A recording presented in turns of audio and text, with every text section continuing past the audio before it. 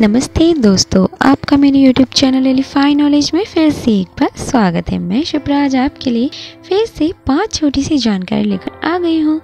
तो चलिए जानते हैं जानकारियों के बारे में। पहला दोस्तों, वैज्ञानिकों ने ट्यूमर को खत्म करने के लिए मॉडिफाइड वायरस का इस्तेमाल कर बचाई कैंसर मरीज की जान। जी हाँ दोस्तों, एक आश्चर्यजनक विकास में वैज्ञानिकों ने हाल ही में वायरस को तैनात करके एक कैंसर रोगी की जान बचाई। Institute of cancer research of royal Marsden NHS foundation trust के वैज्ञानिकों ने कथित तौर पर दाद सिम्प्लेक्स के आनुवंशिक रूप से संशोधित संस्करण कोल्ड सोर वायरस से बनी एक दवा का इस्तेमाल किया।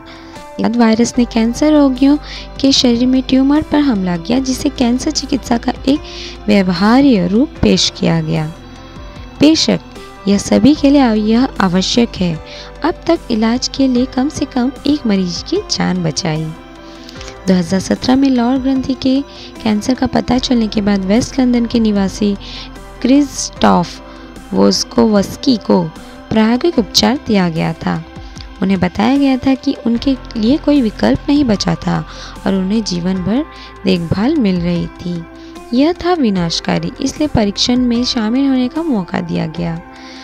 वोस्कोवस्की ने बताया कि वह लगभग 2 साल से कैंसर मुक्त है। हर 2 सप्ताह में उन्हें ऐसे इंजेक्शन मिलते थे जो 5 सप्ताह की अवधि में कैंसर से छुटकारा पाने में सक्षम थे। RP2 के नाम से जाने वाले वायरस इंजेक्शन को सीधे ट्यूमर में इंजेक्ट किया जाता है। RP2 कैंसर कोशिकाओं पर आक्रमण करके उन्हें फटने के लिए मजबूर करता है। ऐसा प्रतीत होता है कि प्रतिरक्षा प्रणाली भी प्रक्रिया को समाप्त करने में मदद करती है। परीक्षण में भाग लेने वाले 40 रोगियों में से 9 में से 3 जिन्हें केवल RP2 इंजेक्शन मिला था, उन्होंने देखा कि उनके ट्यूमर सिकुड़ गए थे। RP2 का संयुक्त उपचार प्राप्त करने वाले 30 लोगों में 7 और निवोलुमैब नामक एक कैंसर की दवा ने भी इसी तरह के लाभ दिखाए। अध्ययन के निष्कर्ष पिछले हफ्ते पेरिस में ESMO कांग्रेस चिकित्सा सम्मेलन में प्रस्तुत किए गए थे, जबकि वैज्ञानिकों ने कैंसर सहित विभिन्न समस्याओं के इलाज के लिए वायरस का उपयोग किया है। यह शोध दुनिया भर में कई लोगों की जान बचाने की क्षमता के उपचार को और अधिक मजबूत बनाने में मदद कर सकती है। दूसरा दोस्तों, क्या आप जानते हैं कि 2026 तक 90% ऑनलाइन सामग्री AI यानी कि आर्टिफिशियल इंटेलिजेंस जनित हो जाएगी। जी हाँ दोस्तों, इंटरनेट पर जो कुछ भी आप देखते हैं उस पर विश्वास ना करें। पिछले कुछ समय से काफ़ी मानक सलाह रही है और यूरोपीय कानून प्रवर्तन समूह यूरोपॉल की एक नई रिपोर्ट के अनुसार हमारे पास उस सतर्कता को बढ़ाने के लिए दुनिया भर में सभी कारण हैं। विशेषज्ञों का अनुमान है कि 2026 तक 90% ऑनलाइन सामग्री कृत्रिम रूप से उत्पन्न हो सकती है। रिपोर्ट ने चेतावनी दी, सिंथेटिक मीडिया कृत्रिम बुद्धि का उपयोग करके उत्पन्न या हेरफेर किए गए मीडिया को संदर्भित करता है।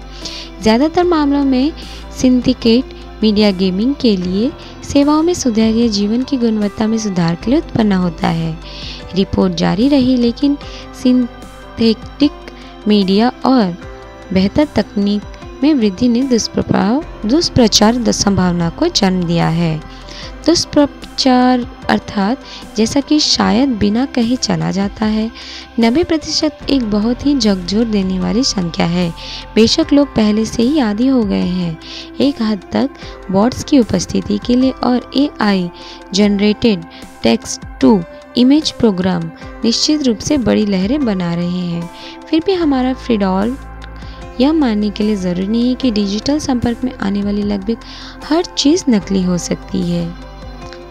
रिपोर्ट में दुष्प्रचार पर बहुत अधिक ध्यान केंद्रित किया गया था, विशेष रूप से डीप फेक तकनीक द्वारा संचालित, लेकिन वह 90% आंकड़ा अन्य प्रश्न भी उठाता है। कलाकारों, लेखकों और अन्य सामग्री सृजन करने वाले रचनाकारों के लिए AI सिस्टम जैसे डेल E और GPT-3 का क्या अर्थ है? और एक बार फिर से दुष्प्रचार की ओर मुड़ते हुए सूचना का प्रचार इसके उपयोग का उल्लेख नहीं करने के लिए वास्तव में AI जनित डिजिटल डिजिटल सामान की उस डिग्री द्वारा संचालित युग की तरह क्या दिखेगा। तीसरा, दोस्तों, क्या आप जानते हैं कि नासा कथित तौर पर चिंतित है कि अंतरिक्ष यात्री अंतरिक्ष में गर्भवती कैसे होगी या क्यों हो गई। अंतरिक्ष में सेक्स एक आकर्षक विषय है, लेकिन नासा में बोफिन जाहिर तौर पर प्रजनन के बारे में अधिक चिंतित है।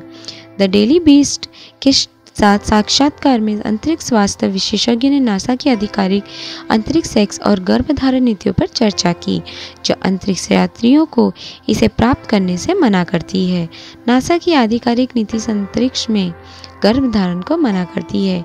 एक अंतरिक्ष चिकित्सा विशेषज्ञ ने बीस्ट को बताया है कि हालांकि प्रयोगों में अकशेरुकी और कीड़ों की संतानों के साथ सीमित सफलता देखी गई है, स्तनधारियों ने अभी तक अंतरिक्ष में ऐसे बच्चों को गर्भधारण नहीं किया है जो पृथ्वी पर जीवित रहने में सक्षम होंगे। स्थिर, हम हमेशा के लिए खुश रहते हैं।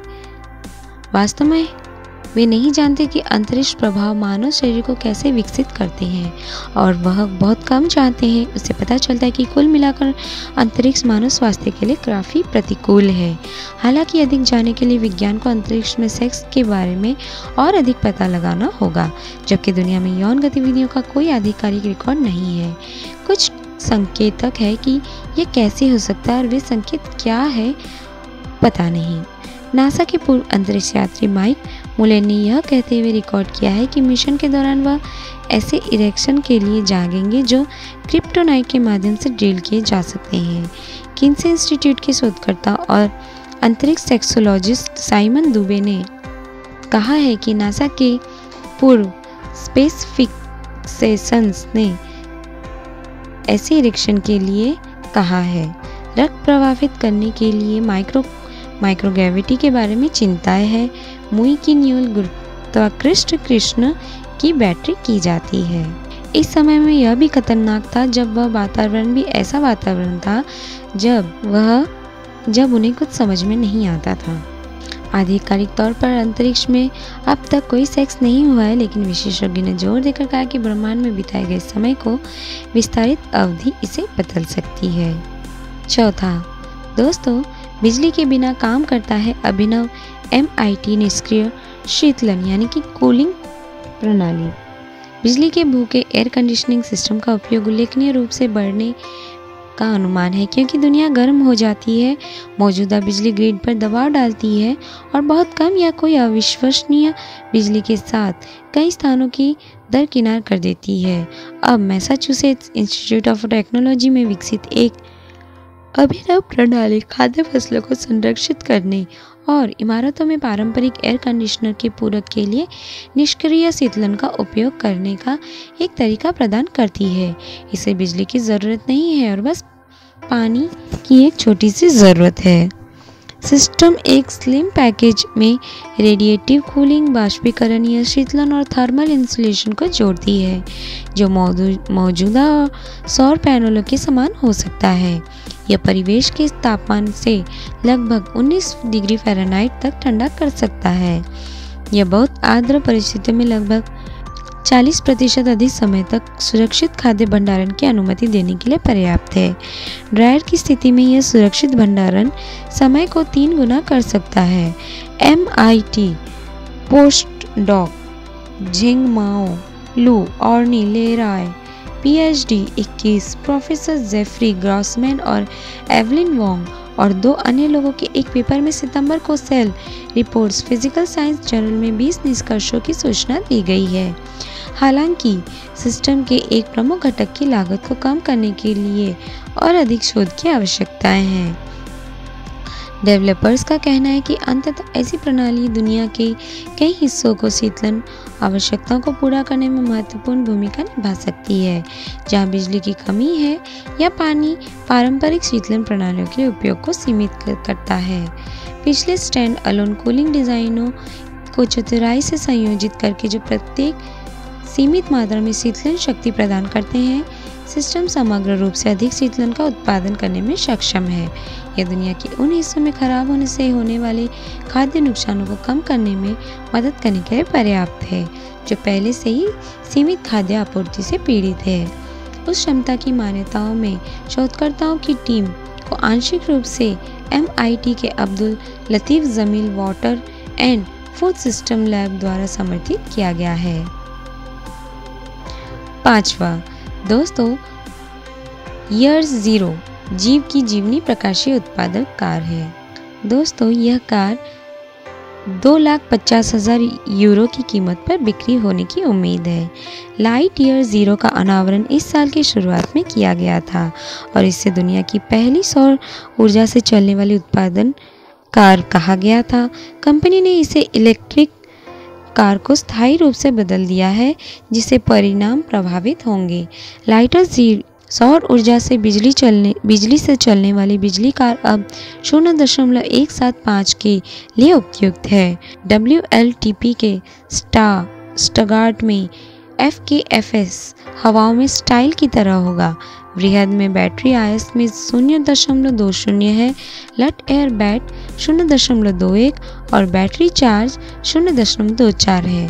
लाइट एयर 0 का प्रभावी गुणवत्ता की EQXX कॉन्सेप्ट कार 0.170 के EV के हैं और यह प्रभावी EV 60 किलोमीटर पर आवर के साथ जुड़ा हुआ है, जिसे इलेक्ट्रिक मोटर के साथ जोड़ते हैं। मोटर 172 BA है, फिर भी आदर्श रूप में फिट रहने के लिए उपयुक्त फॉर्मूले के लिए उपयुक्त है। खराब होने के कारण बिल्कुल नहीं है, क्योंकि यह सौर ऊर्जा से चलने वाले हैं। तो दोस्तों, आज की दी हुई जानकारी आपको कैसी लगी मुझे कमेंट बॉक्स में ज़रूर बताइएगा और मेरे इस वीडियो को लाइक शेयर सब्सक्राइब करना ना भूलिएगा। नई नई वीडियोस पाने के लिए बेल नोटिफिकेशन को भी प्रेस करना ना भूलिएगा। Thank you.